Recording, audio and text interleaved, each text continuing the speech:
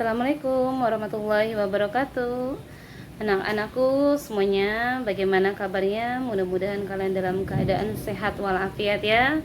Tetap semangat, jaga kesehatan. Dengan cara apa? Satu, dengan cara olahraga. Dua, mengatur pola makan atau mengkonsumsi makanan yang sehat. Yang ketiga yaitu menggunakan masker dimanapun kalian berada. Baiklah anak-anak, untuk materi hari ini sambungan atau masih sama dengan yang kemarin, yaitu materi dakwah, khutbah dan tablik ya. Yang sekarang kita akan bahas tentang tablik. Ingat, tablik secara bahasa berasal dari kata balago yubaligo tabligan, yang berarti menyampaikan atau memberitahukan pesan atau ceramah secara lisan ataupun perkataan. Adapun secara istilah, tablik mempunyai beberapa arti, yaitu menyampaikan ajaran Islam baik dalam Al-Quran maupun hadis. Kedua, menyampaikan ajaran Islam kepada umat manusia. Yang ketiga, dakwah Islamiyah dalam bentuk khusus lisan maupun tulisan. Kemudian yang keempat, menyampaikan pesan Allah Subhanahu wa taala secara lisan ya. Kemudian yang kelima, menyampaikan atau menyiarkan agama Islam kepada umat manusia. Adapun dalil tentang pelaksanaan tabligh itu ada di Quran surat Al-Ahzab ayat 39. Ibu akan bacakan ya.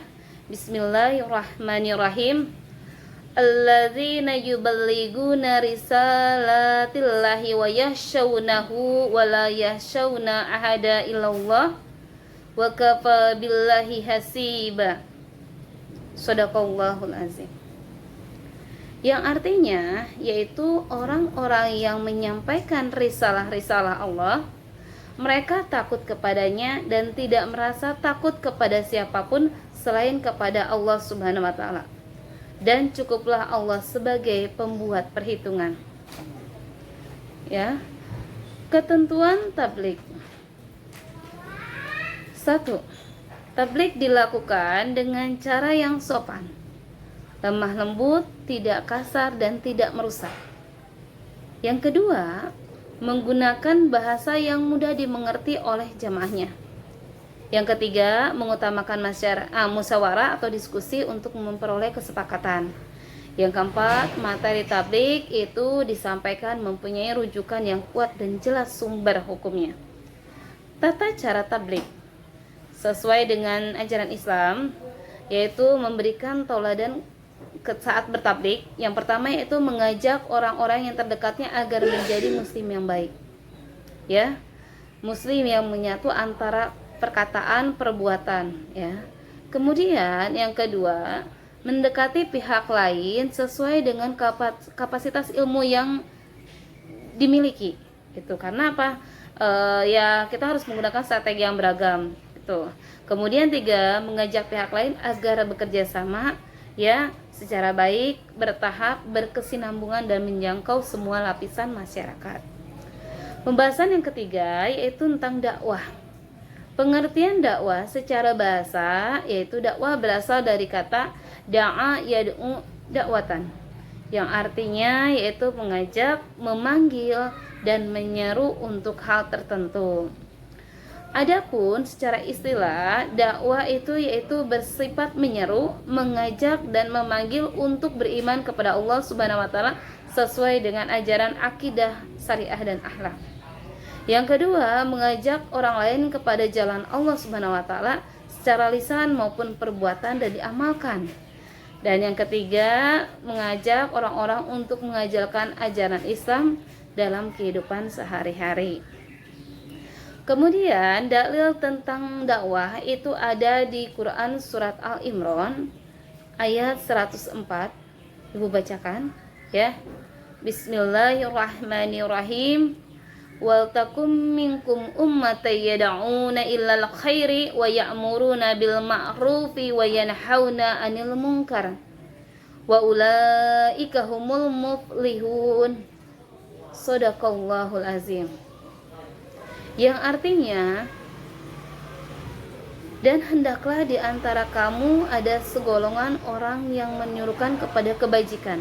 Apa itu kebajikan? Kebaikan. ya, dan menyuruh atau berbuat yang ma'ruf, yang baik, dan mencegah dari yang mungkar. Dan mereka itulah orang-orang yang beruntung. Adapun ada berdakwah, yang pertama yaitu dakwah harus dilakukan dengan hikmah, ya, yaitu ucapan yang jelas, tegas, dan bijaksana. Yang kedua, dakwah harus dilaksanakan dengan mau'izatul hasanah atau dengan nasihat yang baik. Ketiga, dakwah harus dilakukan dengan memberi tauladan atau uswatun hasanah.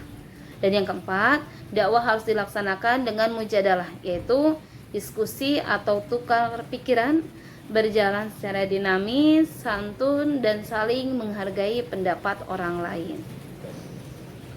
Kemudian, sasaran dalam berdakwah. Yang pertama, memberi semangat kepada manusia agar meningkatkan kualitas dan kuantitas amal, dari yang tadinya baik menjadi lebih baik, yang tadinya buruk menjadi baik. Kemudian yang kedua, mengubah jalan hidup yang tidak baik menjadi baik, serta yang menyimpang dari aturan Allah Subhanahu wa taala agar kembali kepada jalan Allah Subhanahu wa taala melalui taubatan nasuha. Kemudian tujuan dakwah yaitu beriman hanya kepada Allah Subhanahu wa taala dan tidak melakukan kemusyrikan, ya. Kedua, menjadikan seluruh aktivitasnya hanya beribadah kepada Allah Subhanahu wa taala. Jadi ikhlas, ya. Dan yang ketiga, mengerjakan amal soleh dalam arti yang seluas-luasnya. Dan yang keempat, berakhlak mulia yang tolak ukurnya dari akhlak Rasulullah Shallallahu alaihi wasallam.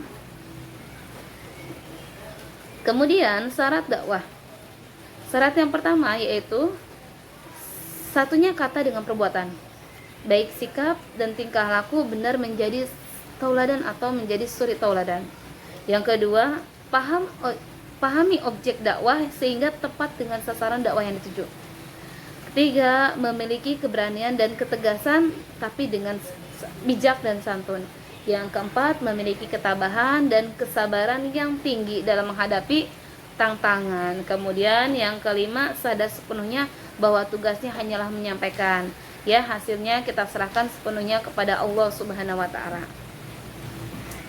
Metode Al-Quran dalam menyajikan materi dakwah, jadi apa saja? Itu ada 3. Yang pertama, saat manusia mendapatkan puncak kesucian atau saat menerima wahyu atau hasil olah batin, Al-Quran membawa yang bersangkutan dalam situasi yang bersifat material.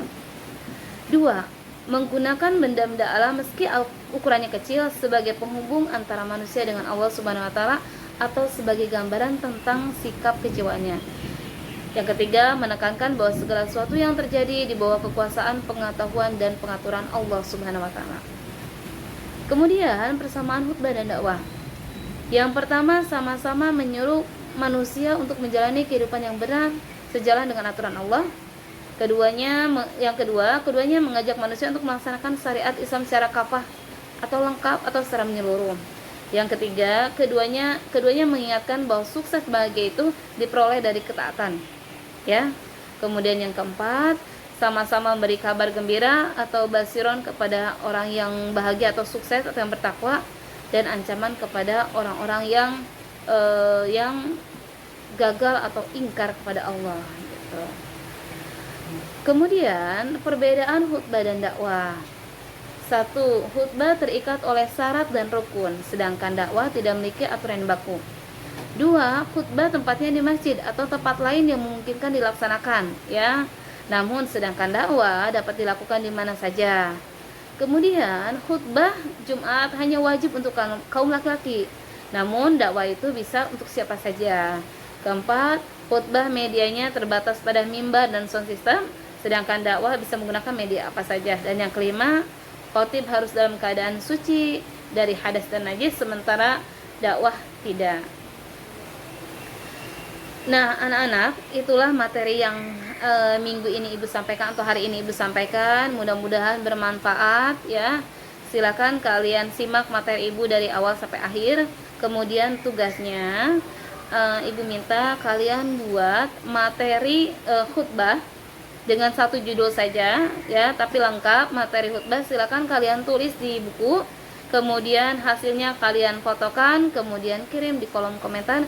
Jangan lupa sertakan nama dan kelas. Ya, cukup sekian anak-anak materi dari ibu dan tugasnya. Billahi taufiq wal hidayah. Assalamualaikum warahmatullahi wabarakatuh.